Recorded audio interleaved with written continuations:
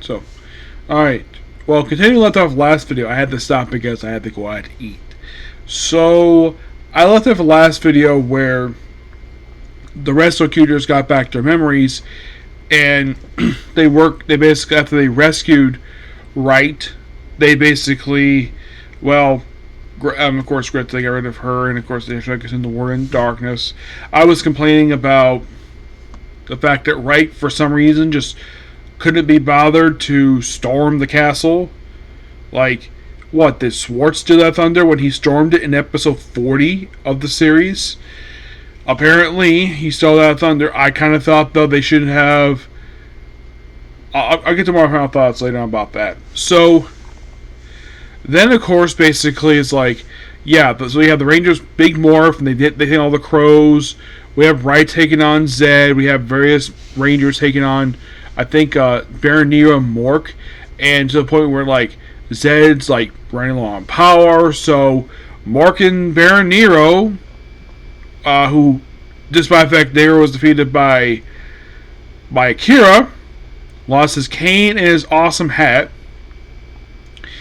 proceed to survive that and get absorbed by Zed. So, in the case of Akira, he basically used one more changing lanes type of thing where he basically merged all 5 colors.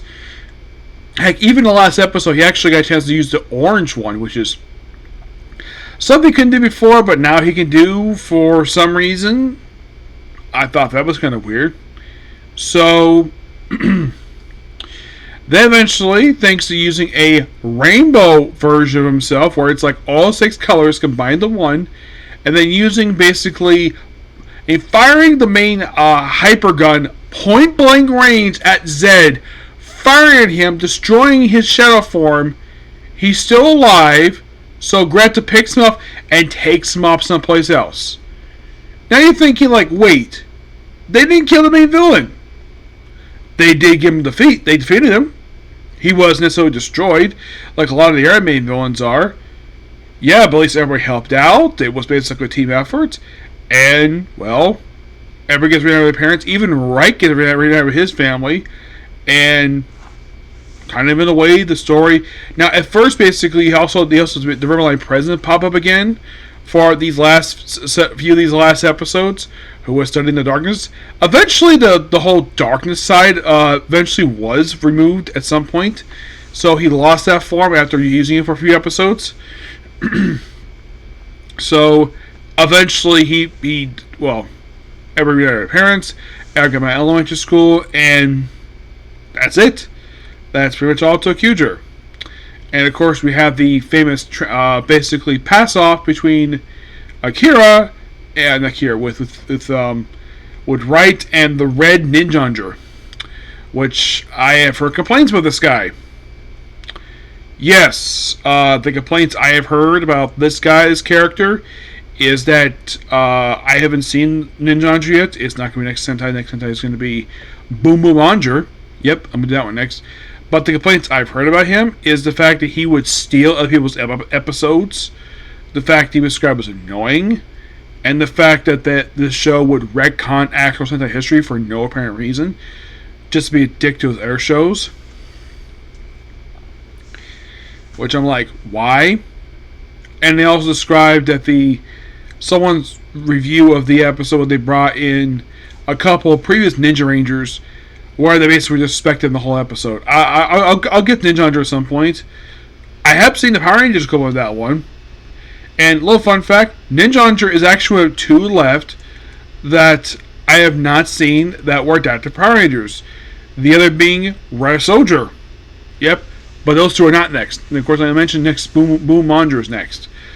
But before I do Boom Manger, I'm going to be working on a movie with Ninja Hunter, watching that, and then start watching Commander Riki. Yep. But what do I think overall, ToQger? Great show. Absolutely fantastic. The colors, the whole imagination was quite interesting. It was a really fun show. And unlike in the case of Dawn Brothers, which I had to stop because I felt lost with all these other Ranger forms I was completely unfamiliar with. Though, unlike in the case of ToQger, which actually helped with the story. Actually brought back the freaking Rangers.